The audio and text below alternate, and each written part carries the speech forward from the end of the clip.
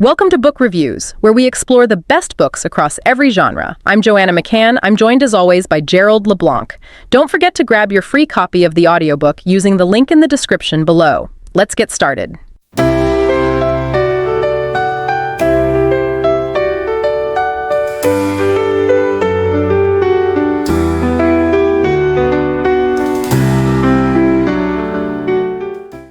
All right, strap in everyone, because today we're going deep on something seriously mind-bending. Oh, I like where this is going already. We had a listener write in asking about Nick Bostrom's Deep Utopia, specifically those lectures where he talks about life in a solved world. Right. So basically, like, what happens when AI solves all our problems, makes everything perfect? Yeah, the classic Utopia scenario. Sounds pretty idyllic at first glance, doesn't it? It does, but there's always a twist. Always. And Bostrom definitely throws in a few curveballs.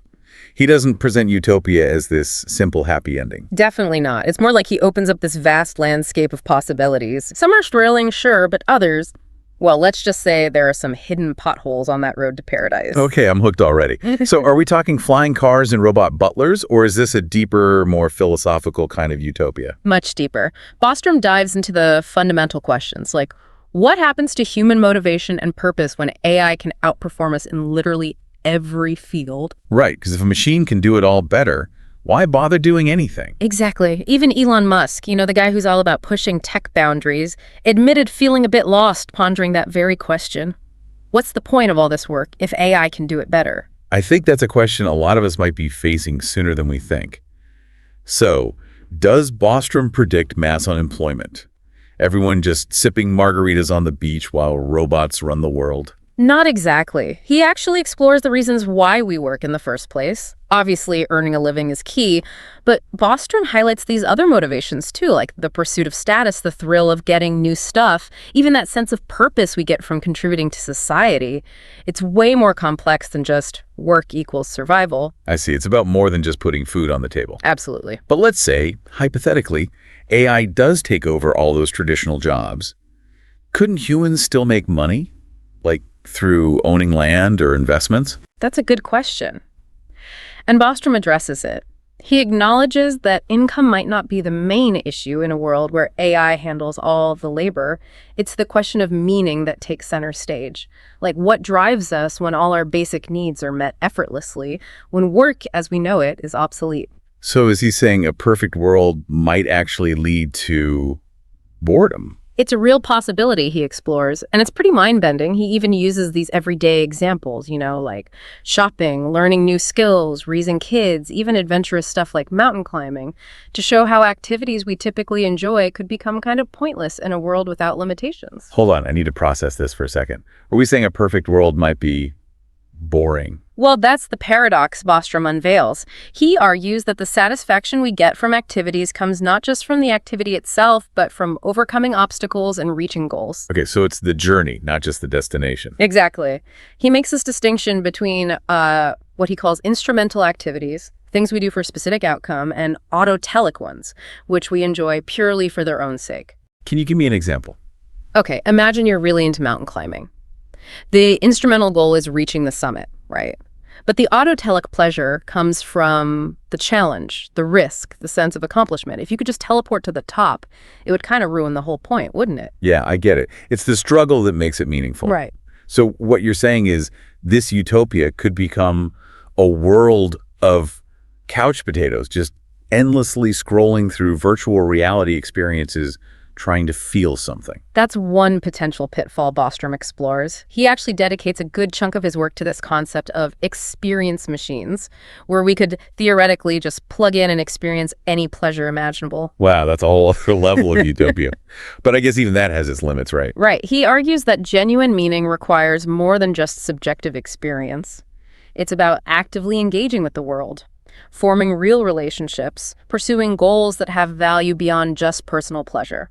This is fascinating stuff.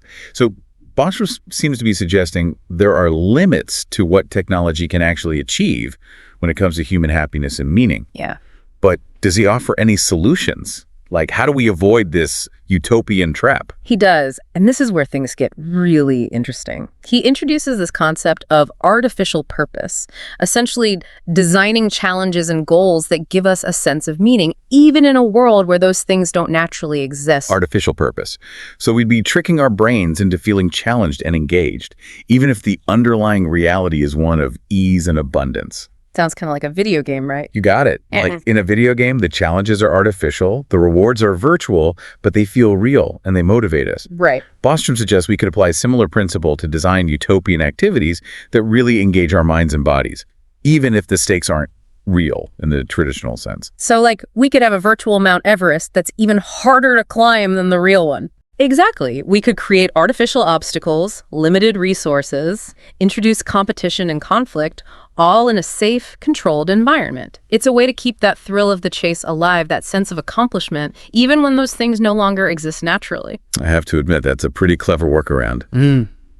But even with artificial purpose, I still wonder if something deeper might be missing in this utopia, like a sense of meaning that goes beyond just achieving goals, no matter how challenging they are. You're spot on. And Bostrom doesn't shy away from that. He delves into this distinction between happiness and meaning, asking whether a perfect life could actually be meaningless. Whoa, a meaningless utopia. That's even more mind-blowing than a boring one. But I think I see what you mean. Happiness is about feeling good, right? But meaning is about connecting to something bigger, something that gives our lives purpose and significance.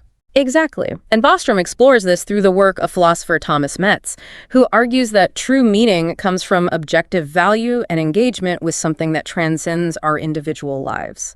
It's about contributing to something larger than ourselves, whether that's knowledge, beauty, or the well-being of others. But in a solved world, wouldn't our contributions feel, I don't know, insignificant? If AI is solving all the big problems and there's abundance everywhere, what's left for us to do that actually matters? That's a key challenge Bostrom grapples with. He even suggests that the sheer vastness of the universe, combined with the potential for a highly populated future, could make our individual lives feel almost inconsequential. So even if we're happy and entertained in Utopia, we might still feel lost, like our lives lack real purpose. That's a real risk, he highlights. But he doesn't leave us hanging there. He challenges our current ideas about meaning, suggesting that it doesn't have to come from achieving great things or making a massive impact on the universe. So if not from those grand achievements, where does meaning come from in a world without limitations? I'm on the edge of my seat here.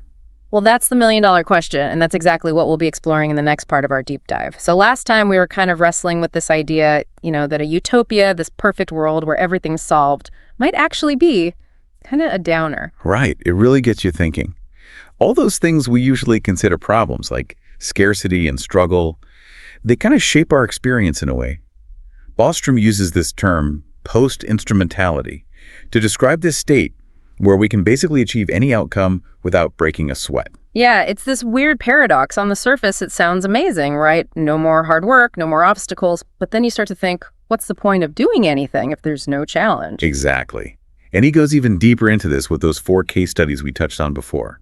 Shopping, skill enhancement, raising kids, even something like mountain climbing. He argues that even these activities, things most people generally enjoy, could kind of lose their luster in a world without limitations. Right. Like, take shopping. I mean, I personally find it a chore, but some people genuinely love it. They get a thrill out of hunting for the perfect item. But how would that change in Bostrom's Utopia? Yeah, that's a good example. So picture this. You have an AI assistant that knows your taste perfectly. It scours the entire internet, analyzes everything, and presents you with this perfectly curated selection, tailored to your every whim.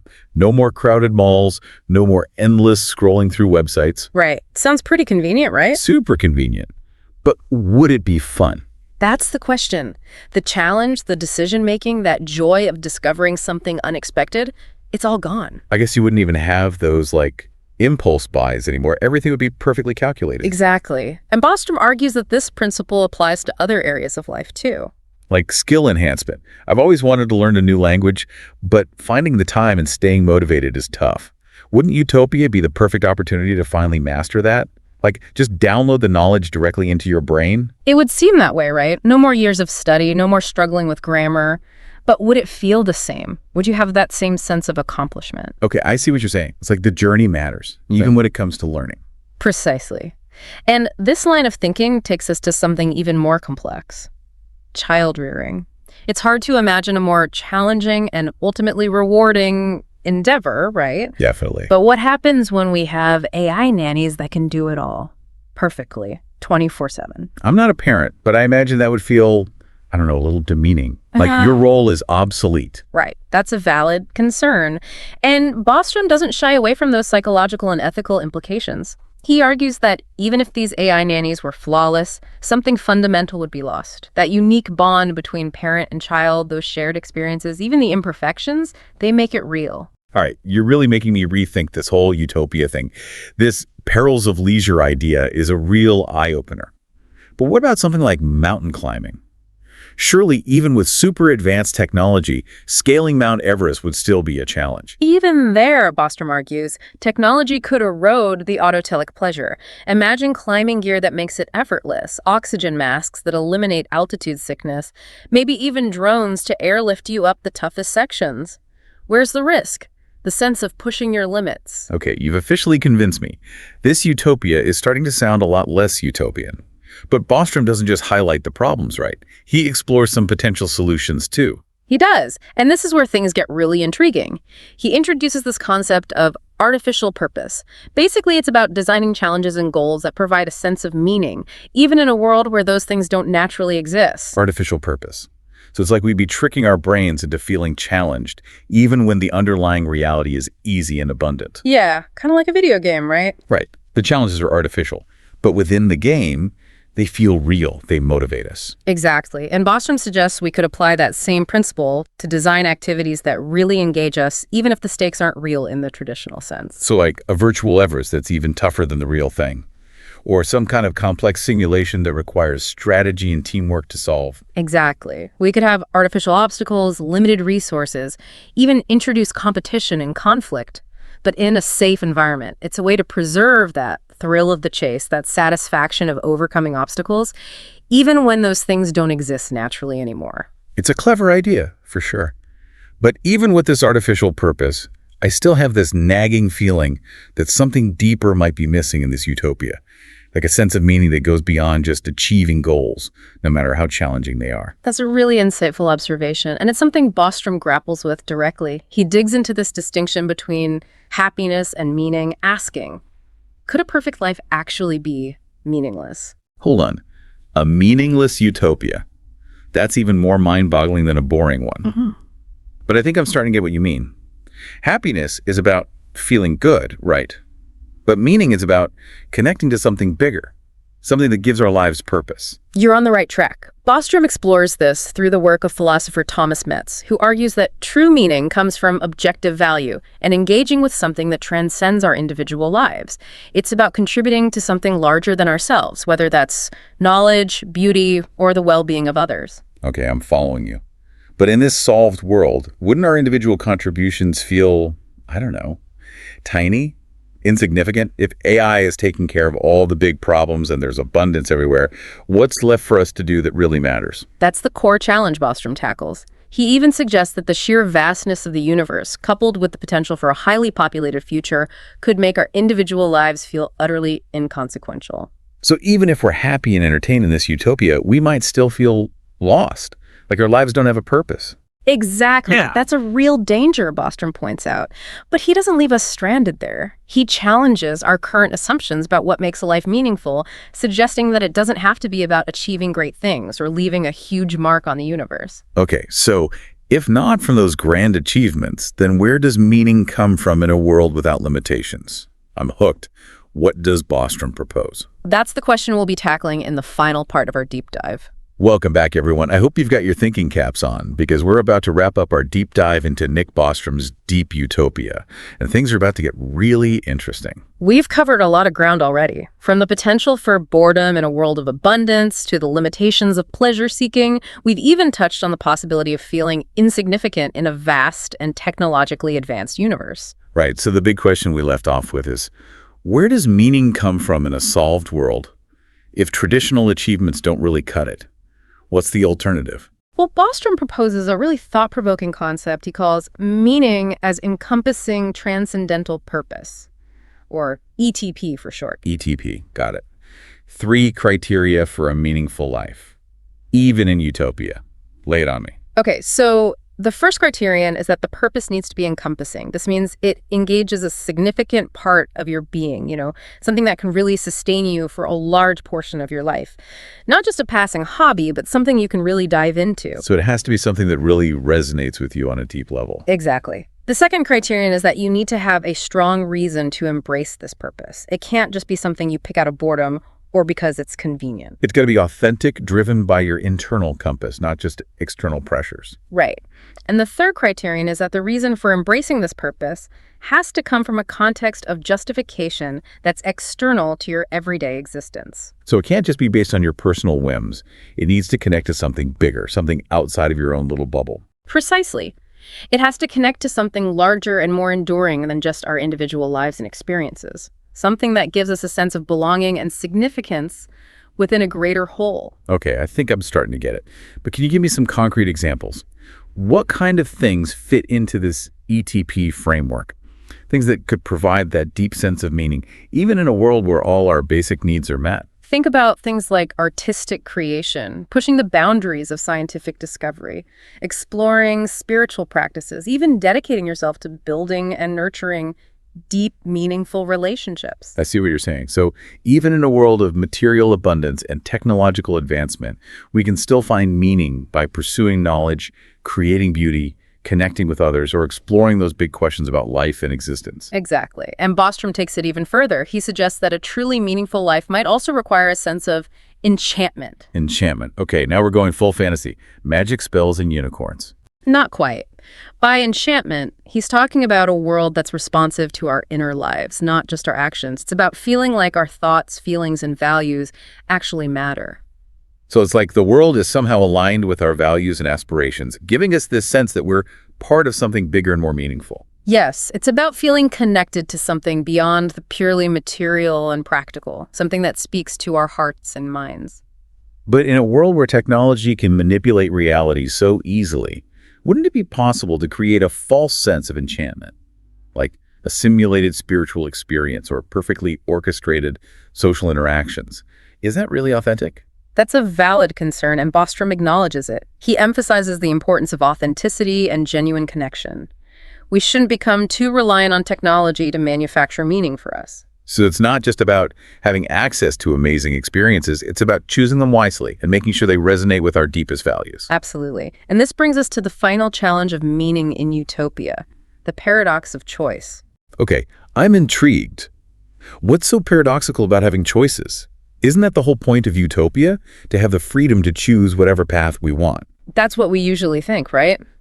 But here's the thing. If any life is possible in Utopia, how do we choose what's truly meaningful for us? I see. With unlimited options, it's easy to get overwhelmed, to second-guess ourselves, to feel like we're always missing out on something better. Exactly. And Bostrom doesn't give us a simple answer here. He encourages us to really think about what makes a life meaningful, even when all our material needs are met and there are no existential threats.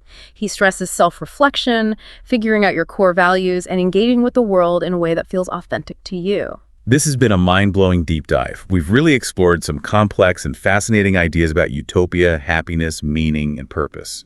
It's clear that a solved world isn't just a simple happy ending. It presents its own unique set of challenges, and navigating those challenges requires us to really examine our values and assumptions. Absolutely. And while Bostrom doesn't hand us easy answers, his work really inspires us to imagine and create the future we truly desire, even if it seems paradoxical or unconventional. So listeners, what does all of this mean for you? If you could design your own version of Utopia, what would it look like? What kind of meaning would you pursue in a world without limitations? These are questions worth pondering, and I highly recommend checking out Bostrom's Deep Utopia for a deeper dive into these ideas.